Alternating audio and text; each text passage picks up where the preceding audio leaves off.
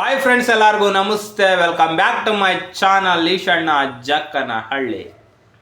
ಸ್ನೇಹಿತರೆ, ನಾನೊಂದು ಮೂವಿ ನೋಡ್ಕೊಂಬಂದೆ. ಏನು ಥಿಯೇಟ್ರಿಗೆ ಹೋಗಿರಲಿಲ್ಲ, ಮನೇಲೇ ಕೂತ್ಕೊಂಡು ಜಿಯೋ ಹಾಟ್ಸ್ಟಾರಲ್ಲಿ.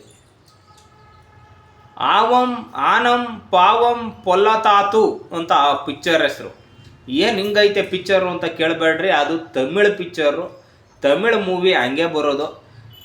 ಅದು ಕನ್ನಡ ಅರ್ಥ ಏನು ಅಂತಲೋ ನನಗೆ ಗೊತ್ತಿಲ್ಲ. ಆ ಮೂವಿ ನೋಡಿದೆ, ಕನ್ನಡದಲ್ಲೇ ಡಬ್ಬಿಂಗ್ ಕೂಡ ಆಗಿದೆ, ಜಿಯೋ ಹಾಟ್ಸ್ಟಾರಲ್ಲಿದೆ. ಆ ಮೂವಿ ನೋಡಿದಾಗ ನನಗನ್ನಿಸ್ತು ಮೂವಿ ತುಂಬ ಚೆನ್ನಾಗಿದೆ.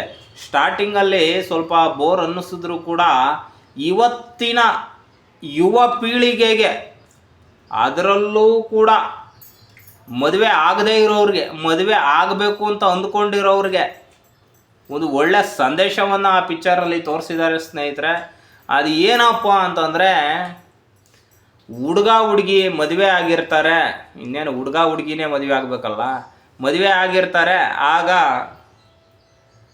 ಅವರಿಬ್ಬರ ಮದುವೆ ಮಧ್ಯೆ ಏನು ನಡೆಯುತ್ತೆ, ಇಲ್ಲಿ ಈಗೋ, ಹುಡುಗಿಗೂ ಈಗೋ, ಹುಡುಗಂಗೇನು ಅಷ್ಟಿಲ್ಲ, ಹುಡುಗಿಗೆ ಈಗೋ ಯಾವಾಗಲೂ.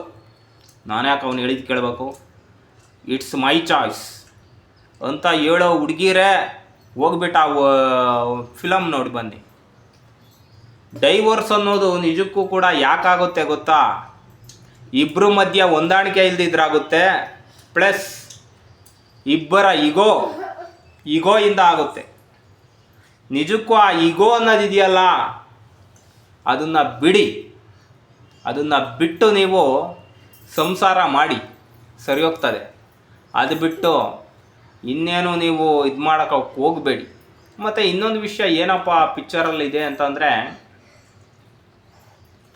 ಸಾಮಾನ್ಯವಾಗಿ ಯಾವ ವಿಷಯಕ್ಕೆ ಜಗಳ ಆಗುತ್ತೆ ಮನೇಲಿ ಗಂಡ ಹೆಂಡತಿ ನಡುವೆ, ಯಾವ ವಿಷಯಕ್ಕೆ? ಅಡುಗೆ ಮಾಡೋ ವಿಷಯಕ್ಕೆ. ಅವನು ಹೊರಗಡೆ ಇಂದ ಬಂದಿರ್ತಾನೆ, ಮನೇಲಿ ಇನ್ನೂ ಅಡುಗೆ ಆಗಿರಲ್ಲ, ಅದಕ್ಕೆ ಇಟ್ಸ್ ಮೈ ಚಾಯ್ಸ್ ಅಂತಾರೆ ಕೆಲವರು. ಇಂಥವೆಲ್ಲ ಮಾಡಬೇಡಿ. ಯಾಕಪ್ಪ ಅಂತಂದರೆ, ಹೊರಗಡೆಯಿಂದ ಅವರು ಕೂಡ ಸಾಕಾಗಿ ಬಂದಿರ್ತಾರೆ. ಅವ್ರನ್ನೇನು ಎಲ್ಲಾರ ಕೆಲಸಕ್ಕೆ ಅಂತ ಹೋದಾಗ ಅಲ್ಲೇ ಕುಂಡ್ರಿ ಸಂಬಳ ಕೊಟ್ಟಿರಲ್ಲ, ಹೌದಲ್ವಾ? ಅವರಿಗೂ ಕೂಡ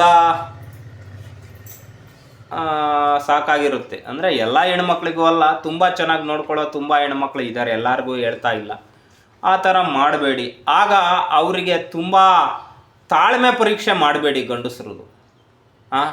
ಅದೊಂದು ಹೇಳ್ತೀವಿ, ಅದೇ ಈ ಮೂವಿನಲ್ಲಿರೋದು. ಆಮೇಲೆ ಇಬ್ಬರು ಕೂಡ ಜೀವನದಲ್ಲಿ ಹೊಂದಾಣಿಕೆ ಅನ್ನೋದು ತುಂಬ ಮುಖ್ಯ. ಆಮೇಲೆ ಇನ್ನೊಂದು ಏನಪ್ಪ ಅಂತಂದರೆ, ಆರ್ಥಿಕ ಅಸಮಾನತೆ ಇದ್ದಾಗಲೂ ಕೂಡ ಈ ರೀತಿಯಾಗಿ ಆಗುತ್ತೆ.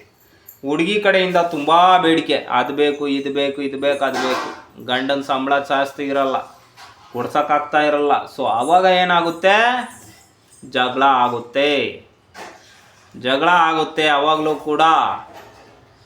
ಅದರಿಂದ ಆರ್ಥಿಕವಾಗಿ ಸಮಾನ ಮನಸ್ಕರಿದ್ದಾಗ ಮಾತ್ರ ಸಂಸಾರ ಅನ್ನೋದು ಸಾಗರವಾಗಲಿಕ್ಕೆ ಸಾಧ್ಯ, ಸಂಸಾರದ ನೌಕೆ ಮುಂದೂಡಲಿಕ್ಕೆ ಸಾಧ್ಯ. ಇಲ್ಲ ಅಂದರೆ ಆಗಲ್ಲ ಅನ್ನೋ ಒಂದು ಮಾತನ್ನು ಅದರಲ್ಲಿ ಹೇಳ್ಕೊಟ್ಟಿದ್ದಾರೆ. ಸಾಮಾನ್ಯವಾಗಿ ಗಂಡಸರು ಪರ ಕೂಡ ಧ್ವನಿ ಎತ್ತಿದ್ದಾರೆ ಅದರಲ್ಲಿ. ಫೆಮಿನಿಸಮ್, ರಿಯಲ್ ಫೆಮಿನಿಸಮ್ ಅಂದರೆ ಏನು? ಈಗ ಬಸ್ಸಲ್ಲಿ ಹೋಗ್ತೀವಿ, ಅಲ್ಲಿ ಹೆಚ್ಚು ಕಮ್ಮಿ ಒಂದು ಅರ್ಧಕ್ಕರ್ಧ ಬಸ್ಸಲ್ಲಿರೋ ಸೀಟ್ಗಳು ಮಹಿಳೆಯರಿಗೆ ಅಂತಲೇ ಮೀಸಲಿಟ್ಟಿರ್ತಾರೆ, ಪುರುಷರಿಗೆ ಅಂತ ಎಲ್ಲೂ ಬೋಲ್ಡೇ ಇರಲ್ಲ. ಯಾಕಪ್ಪ? ಅವ್ರಿಗೂ ಕೊಡ್ಬೋದಲ್ಲ. ಈ ತರಹದ ಕೆಲವೊಂದು ಇದು ಇರ್ತವೆ. ಅದೇ ಗಂಡು ಮಕ್ಕಳು ದುಡಿಯೋಕೆ ಹೋದರೆ ಸಾಲ ಆಗುತ್ತೆ, ಹೆಣ್ಮಕ್ಳು ದುಡಿದ್ರೆ ಸಾಧನೆ ಆಗುತ್ತೆ. ಇದು ಹೆಂಗೆ? ಈ ಒಂದು ವಿಷಯದ ಬಗ್ಗೆ ಕೂಡ ಅವರು ಗಮನ ಹರಿಸಿದ್ದಾರೆ. ಯಾರೋ ಕಾಣೆ ಆ ಒಂದು ಚಿತ್ರದಲ್ಲಿ ಸ್ಟೋರಿ ರೈಟರ್ ತುಂಬ ಚೆನ್ನಾಗಿ ಬರೆದಿದ್ದಾರೆ. ಮತ್ತು ಆ ಲಾಯರ್ ಪಾತ್ರ ಮಾಡಿರುವಂತಹ ಆ ವ್ಯಕ್ತಿ ತುಂಬ ಚೆನ್ನಾಗಿ ಆ್ಯಕ್ಟಿಂಗ್ ಮಾಡಿದ್ದಾರೆ.